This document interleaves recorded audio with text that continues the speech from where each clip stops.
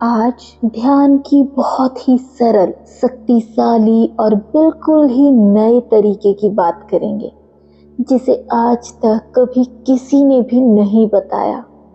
इस ध्यान की सबसे अच्छी बात ये है कि इसे समझना बहुत ही आसान है। आसान इसलिए भी है कि अपने ही शरीर पर ध्यान करना है। अपने जीने के तरीके में भी थोड़ा बदलाव करना है। दूसरी अच्छी बात ये है कि ये ध्यान अत्यंत शक्तिशाली है। बस एक बार आपके समझ में उतर जाए तो ये ध्यान केवल 21 दिन के प्रयोग में ही आपके जीवन में जागरण आ सकता है। आप अपने मन को, अपनी आत्मा को पहचान कर परमात्मा का अनुभव कर सकते हैं और अपने जीवन को बदल सकते हैं। अगर आपकी कोशिश अच्छी है, आप लगन से ध्यान करते हैं, फिर भी आपका ध्यान नहीं घट रहा है, तो हो सकता है कि आप बहुत जल्दी में हैं। आपके पास समझने का समय ही नहीं है। आप उस दिशा में चल तो रहे हैं, पर आपने आंखों पर पट्टी बांध रखी है। जब ये नहीं समझेंगे कि आप क्या चाहते हैं, ध्यान से भी आप क्या चाहते हैं, आपकी मंजिल कहाँ है, क्या पाना है जिसके लिए आप ध्यान करते हो, तब तक ध्यान में प्रवेश बहुत मुश्किल है। बहुत सारे लोग जिसे ध्यान समझ लेते हैं, उसका ध्यान से कोई वास्ता ही नहीं है, क्योंकि ध्यान को कभी जाना ही नहीं। इसीलिए वो अपनी मूर्छा को ही ध्यान समझ लेते हैं। वो थोड़ा सा रिलैक्स, थोड़ी सी शांति महसूस होती है, उसी को ध्यान समझकर बैठ जाते हैं। ध्यान कोई मूर्छा नहीं है, ध्यान है पूरा होश, पूरी तरह जाग जाना। आज सबसे पहले ध्यान को ठीक से समझेंगे, फिर अपने रोजमर्रा के जीवन में थोड़ी सी बदलाव लाकर केवल 21 दिन में ही गहरे ध्यान की यात्रा करेंगे।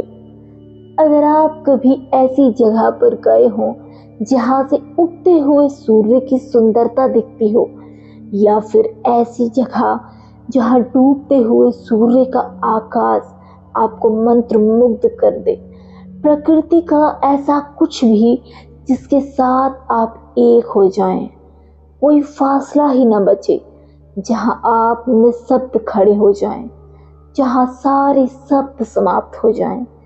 जरा ध्यान से सोचो, उस पल में क्या हो रहा था। आप पूरे आसमान के साथ एक हो गए, आप उससे अलग नहीं रहे, पूरी सृष्टि का, पूरे ब्रह्मांड का हिस्सा हो गए। आप जानते हो या ना जानते हो, उससे कुछ फर्क नहीं पड़ता, लेकिन उस पल में ध्यान की घटना घट रही थी।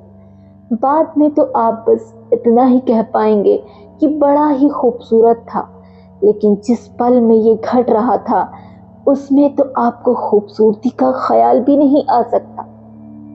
उस पल में तो आप थे ही नहीं, फिर किसे सुंदरता का ख्याल आएगा।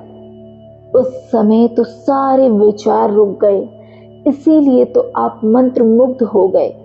अगर कभी आप अपने बचपन को सोचकर देखेंगे तो आप ध्यान को समझ सकते हैं। कितना खूबसूरत होता है बचपन, कितना प्रफुल्लित, खिलखिलाता हुआ। फिर पूरे जीवन में आपको वो आनंद कभी नहीं मिलता। क्या कभी आपने ऐसा सोचा है? ऐसा क्यों? आज तो आपको आनंद धन में दिखाई पड़ता है, पद में दिखाई पड़ता है। बचपन में ना तो धन होता था और ना ही पद होता था, फिर भी वो परम आनंद की प्राप्ति हर पल होती रहती है। बचपन में वो कागज की नाव बनाकर पानी में चलाना, वो रेत पर घर बनाना और उस खेल में डूब जाना, ये सब ध्यान था। बचपन में ध्यान की घटना बार बार घटित होती है, क्योंकि विचार बहुत ही कम होते हैं। अपने खेल में डूबे और विचार रुक गए। मन तो केवल विचारों का ही एक जाल है। विचार के बिना मन हो ही नहीं सकता और मन के बिना आप हो ही नहीं सकते। क्या कभी आपने सोचा है कि आप हैं क्या? बहुत सी कामनाएं, बहुत सी इच्छाएं और बहुत सी वासनाओं का एक जोड़। सभी कामनाएं, सभी इच्छाएं, ये सभी विचार हैं। ये सभी पैदा होते हैं मन में। अगर ये नहीं है तो मन भी नहीं है, और अगर ये मन नहीं है तो आप भी कैसे हो सकते हैं? फिर आप अनुभव कर पाते हैं कि आप प्रकृति से अलग नहीं हैं। आप पूरी प्रकृति, पूरे ब्रह्मांड का एक अंश हैं।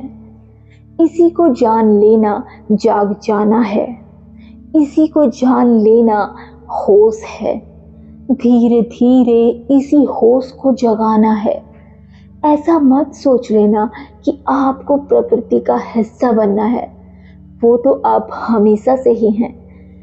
उससे अलग तो आप कभी हुए ही नहीं। हाँ, उसे खुद से अलग आप समझ गए हैं। यही समझना आपकी भूल है। सृष्टि से अलग अपने आप को महसूस करना ही आपकी बेहोशी है। जैसे मेरा पैर अपने को मेरे से अलग समझ लें। अलग है नहीं, पर अगर समझ ले तो केवल दुख ही हो सकता है। फिर उसकी अपनी मर्जी, अपनी इच्छा पैदा हो जाती है। लेकिन क्या आप जानते हैं, उसकी अलग अपनी इच्छा से कुछ भी नहीं होने वाला। उसको तो वैसे ही चलना पड़ेगा जैसे मैं उसे चलाना चाहती हूँ। अलग जानकर तो केवल पागल हो सकते हैं, दुखी हो जाएगा।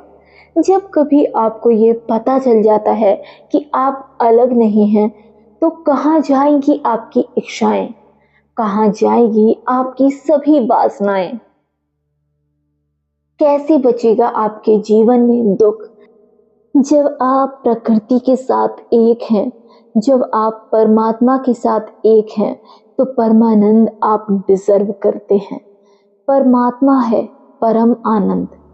आप कभी भी अनुभव कर सकते हैं कि आप परमात्मा के पास हैं या परमात्मा से दूर। जब कभी आप परमानंद की अवस्था में होते हैं तो परमात्मा के पास होते हैं, और जब कभी आप दुखी होते हैं तब आप परमात्मा से दूर होते हैं। इससे बड़ा और क्या प्रमाण हो सकता है? परमात्मा को कैसे पाएं, ये सवाल अक्सर आप पूछते हैं। दोस्तों, पाने का सवाल है ही नहीं, बस देखने की बात है। पाना क्या है? पाया हुआ ही है। आप परमात्मा से एक पल भी अलग नहीं हैं, बस देख नहीं पा रहे हैं क्योंकि अपने से अलग करके जानने की कोशिश किया है। बहुत से दोस्तों का ये सवाल रहता है कि ध्यान की अवस्था के कभी कभी उन्हें डर लगता है। ऐसा लगता है जैसे वो मिट रहे हैं। ऐसा लगता है मानो वो मर ही जाएंगे। इससे वो डर के वापस आ जाते हैं, परंतु वो ध्यान से बाहर आ जाते हैं। जब भी ध्यान लगेगा तो बहुत बार ऐसा लग सकता है मिटना ही तो है ये। इसी को कहा है बूंद से सागर का मिलन। मिलन के समय बूंद तो मिटेगी ही, मिलेगी समुद्र से, तभी तो अपने को समुद्र मान पाएगी। ये मिटना मन का है। मन जैसे ही छूटने लगता है तो ऐसा लगता है, ऐसा प्रतीत होता है, इसमें कोई डरने की जरूरत नहीं। यही तो जागने का समय है। आपको कोई डरने की जरूरत नहीं। जैसे ही एक बार ये घटना घट जाए, एक बार आप ये डर से गुजर जाएं, तो जीवन से सभी डर चले जाते हैं। फिर तो मौत का भी कोई भय नहीं बचता। अपनी मौत से पहले ही मौत का अनुभव कर लिया, उसकी शांति में उतरकर देख लिया। अब तो कोई भी आपको डरा नहीं सकता। अब तो आप पहली बार जीवन को अनुभव कर पाएंगे। पहली बार साफ साफ जीवन की खूबसूरती को देख पाएंगे। जीवन शुरू ही तब होगा तब आप फर्क कर पाएंगे नकली और असली जीवन को। तब आप फर्क कर पाएंगे जैसे ही पीतल और असली सोना। अब सवाल ये है कि जागने की शुरुआत कहाँ से हो? क्या ध्यान जागने का मार्ग है? हाँ, ध्यान जागने का मार्ग है, लेकिन वो ध्यान नहीं जिसे आप ध्यान समझते हैं। आपकी शारीरिक कोशिशें वो ध्यान नहीं है और ना ही कभी बन सकती हैं। ध्यान तो आपको जीवन के हर पल में मिलेगा, हर छोटी से छोटी घटना में मिलेगा। होश तो कहीं से भी जाग सकता है, कहीं से भी शुरू हो सकता है। जो ध्यान आप जानते हैं वो घटता है आपके मन के तल पर। मन है आपके शरीर और आपकी आत्मा के बीच एक सेतु, एक पुल, जिससे गुजर कर ही आपकी आत्मा के उसके सिवाय और कोई रास्ता ही नहीं। पहले शरीर, फिर मन और उसके बाद आत्मा के दर्शन। दोस्तों, 21 दिन में क्या करना है, इसको जानने से पहले ये जानना ज़रूरी है कि करना क्यों है। कुछ बातें होश के संबंध में और कुछ बातें शरीर के संबंध में जानना बहुत ज़रूरी है। होश क्या है, इसे समझने के लिए एक छोटा सा प्रयोग करें। 1 से लेकर 10 तक की गिनती को जितना भी तेजी से बोल सकें, बहुत ही आसान होगा आपके। 1 से लेकर 10 तक की गिनती को जितना भी तेजी से बोल सकें बोलिए। बहुत ही आसान होगा आपके लिए, क्योंकि आपका अभ्यास है। अब जरा 10 से लेके उल्टे क्रम में, जैसे मैं कहूँ 8, 7, 6, 5, इसको बोलने में आपकी स्पीड काफी कम हो जाएगी। अब दोस्तों, यहाँ आपने जब 1 से लेकर 10 तक बोला, तब आपको किसी होश की जरूरत नहीं थी।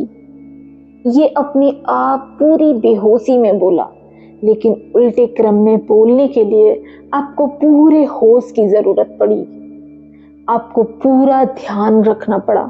होश में रहकर ही आप बोल पाएंगे।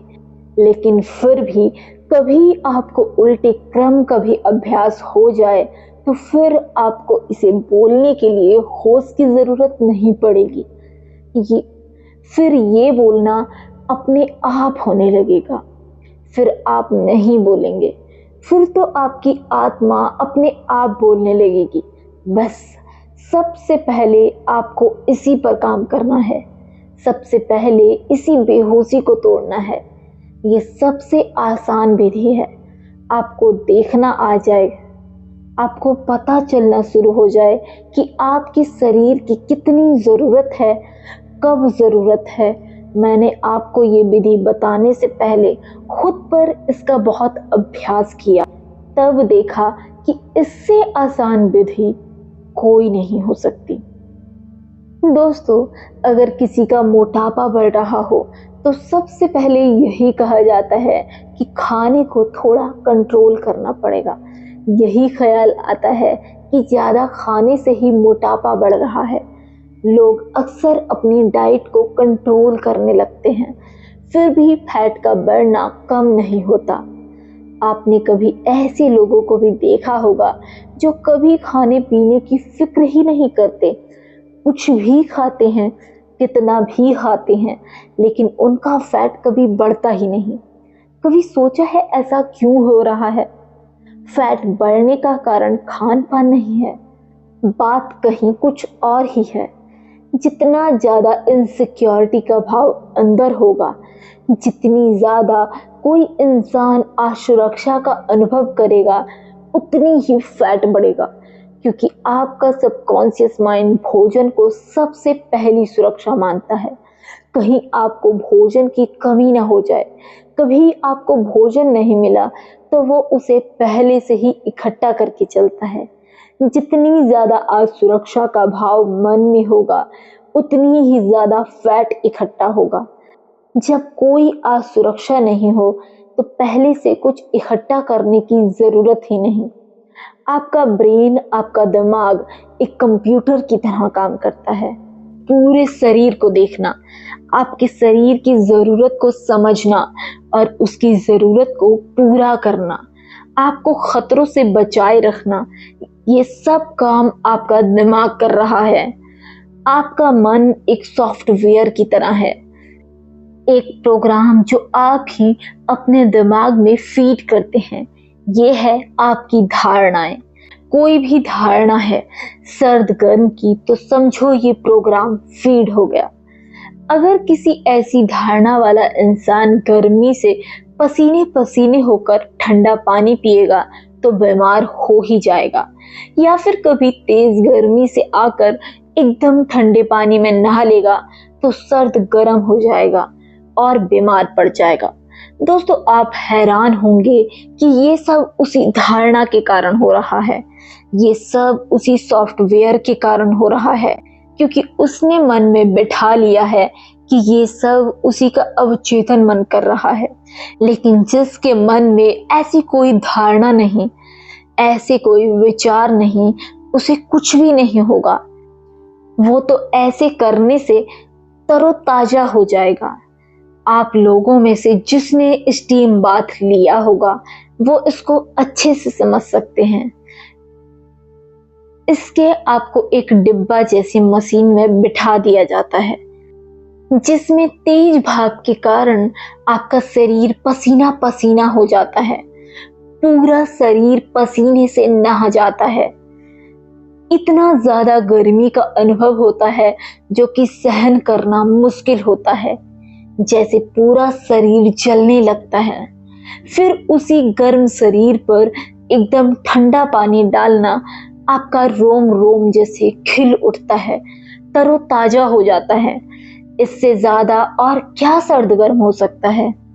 सारा का सारा खेल आपकी धारणाओं का है। एक फकीर था जिसके आनंद को देखकर लोग हैरान रह जाते थे, क्योंकि इतना खुश इंसान कहीं नहीं मिलता। मदमस्त जीवन, न गुजरे समय का विचार, न आने वाले कल की कोई चिंता, पूरी तरह अपने में मस्त। उससे लोग पूछते कि आपकी साधना क्या है। फकीर हंसता और कहता कि कोई साधना नहीं है। एक दिन उस गांव के लोग इकट्ठा होकर उस फकीर को घेर लेते हैं और कहते हैं कि कुछ तो हमें भी बताओ, ताकि हम भी उस आनंद में उतर पाएं, हम भी परमात्मा की नजदीकी को महसूस कर पाएं। तब उस फकीर ने कहा कि मेरी बस इतनी ही साधना है, जब भूख लगती है तब खा लेता हूँ और जब नींद आती है तो सो लेता हूँ। इसके अलावा कोई भी साधना नहीं है। लोग हैरान रह गए। सबने कहा कि ऐसा तो सभी करते हैं। तो फकीर ने कहा, कोई भी नहीं करता। आप सबका खाने का सोने का समय एक है, लेकिन मेरा कोई समय नहीं है। मैं शरीर को होश पूर्ण होकर देखता हूँ। तुम्हारी भूख, तुम्हारी नींद नकली है, वो तुम्हारी आदत की वजह से है। जब तक तुम्हारी ये आदत नहीं टूटती, तब तक तुम असली भूख को नहीं जान पाओगे। फकीर ने कहा कि मुझे 4 दिन भूख नहीं लगे तो मैं 4 दिन खाना नहीं खाता हूँ, और अगर दिन में 4 बार भूख लगे तो 4 बार खाता हूँ। मेरा कोई नियम नहीं है। अगर 2 रात नींद नहीं आई तो कोई बात नहीं, अगर दिन रात भी नींद आए तो मैं मजे से सोता हूँ। बस दोस्तों, आज इसी फकीर के फॉर्मूले को पकड़ना है। ये फकीर अपने शरीर को लेकर जागा हुआ है। जागना ही आपका लक्ष्य है। कैसे भी आप जाग जाएं, कहीं से भी आप शुरू करें, लेकिन शरीर से शुरू करना बहुत जरूरी है। एक बार अगर जागना आ गया तो सारी कला आपके हाथ में आ गई। आप शरीर के प्रति भी अगर होश से भर गए तो होश का सीक्रेट आपको मिल गया। अब आत्मा को जान लेना बिल्कुल भी कठिन नहीं है। अब मैं बात करूं कि 21 दिन का प्रयोग आपको कैसे करना है, हमारे शरीर की जो आदत है, सबसे पहले उसे ही तोड़ना है। आप ध्यान से सोचें कि एक दिन में आप कितना खाना खाते हैं। अब इस खाने को 2 दिन में खाना है। 2 दिन आप इतने ही खाने से गुजारा करेंगे। शरीर की आदतों को तोड़ने के लिए कम से कम 2 दिन तो लगेंगे ही। इसका कोई हिसाब नहीं कि कैसे और कितना खाना है। चाहे तो एक दिन पूरा उपवास भी रख सकते हैं। बस कोशिश ये करना है कि आपके हर रोज का जो नियम है वो टूट जाए और कोई नया नियम ना बने। समय वो ना रहे जिस समय पर आप खाना खाते हैं, लेकिन जब भी खाएं तब पूरे होश से खाएं। बस अपने शरीर की जरूरत को समझें। अपनी रोजमर्रा के काम करते रहें। किसी काम को भी छोड़ने की जरूरत नहीं है। बस बेजरूरत के काम ना करें। इन दिनों में ध्यान रहे कि शराब और किसी व्यसन से दूर रहें, जिससे कि आपका होश प्रभावित ना हो। बस 21 दिन आपका ये ध्यान करना है। इन दिनों आप बस अपने शरीर की मांग को समझें कि शरीर की मांग क्या है। चाहे तो वो तला हुआ खाना हो, चटपटा हो, क्या मांग है, अंदर से इच्छा क्या है, वो खाएं। बस मात्रा कम रहे, इसका ध्यान रखें। पूरी तृप्ति अपने शरीर को दें। अच्छा होगा कि आपके खाने को शाकाहारी ही रखें, क्योंकि मांसाहारी खाना भारी होता है। जितना ज्यादा आपका शरीर हल्का रहेगा, उतना ही होश जागा रहेगा। जब भी आपका खाने का मन करे तो एक बार सोचें, कितना खाने का मन हो रहा है, क्या अभी थोड़ी देर रुका जा सकता है। अगर थोड़ी देर रुका जा सकता है तो रुक जाइए, फिर इसी तरह थोड़ी देर बाद देखें। कोई जल्दी नहीं है। मुझे लगता है आप ठीक से मेरी बात को समझ गए होंगे। यहाँ सबसे ज्यादा जरूरी है आपका होश। बस आपका होश जागे रहे। बस आपका होश जागा रहे। इसी तरह अगर संभव हो सके तो नींद के साथ भी कुछ ऐसा ही प्रयोग करें। हर रोज के नियम को तोड़ें। नींद का भी कोई एक समय ना रहे। नींद के प्रति भी पूरे होश से भरे रहें। तभी सोएं जब नींद आए, जब आपका होश साधने लगेगा, तब आपकी नींद भी कम होने लगेगी, लेकिन नींद की क्वालिटी बढ़ जाएगी। नींद बहुत ही गहरी हो जाएगी। जैसे कि बच्चे सोते हैं, बहुत ही गहरी नींद। आधी नींद में भी आप तरोताजा हो जाएंगे। इसीलिए नींद में कभी भी आप चिंता ना करें। बस 21 दिन ये कर लें, फिर उसके बाद आपको बताने की जरूरत ही नहीं पड़ेगी। जितना ज्यादा होशपूर्ण जीवन होगा, उतनी ही बीमारियां कम आएंगी। होशपूर्ण होने से आपका संबंध प्रकृति से भी जुड़ने लगता है। आपको पता चल जाता है कि आप प्रकृति का एक हिस्सा हैं, एक अंश हैं। अंत में आपसे बस इतना ही कहना चाहती हूँ कि तलाश करोगे तभी मिलेगा, लेकिन अगर तलाश ही नहीं करोगे, जैसा चल रहा है वैसे ही चलेगा, तो फिर जो हो रहा है बस वो ही होगा। उससे अलग कुछ भी नहीं होगा। पूरी लगन से जैसा मैंने बताया अगर आपने कर लिया तो आज तक किसी भी ध्यान से नहीं घट पाया, वो अब घट जाएगा। आपके जीवन की निद्रा टूटे, आपकी बेहोशी समाप्त हो और आप पूर्ण होश से भर जाएं। इसी मंगल कामना के साथ मैं आज आपसे विदा लेती हूँ।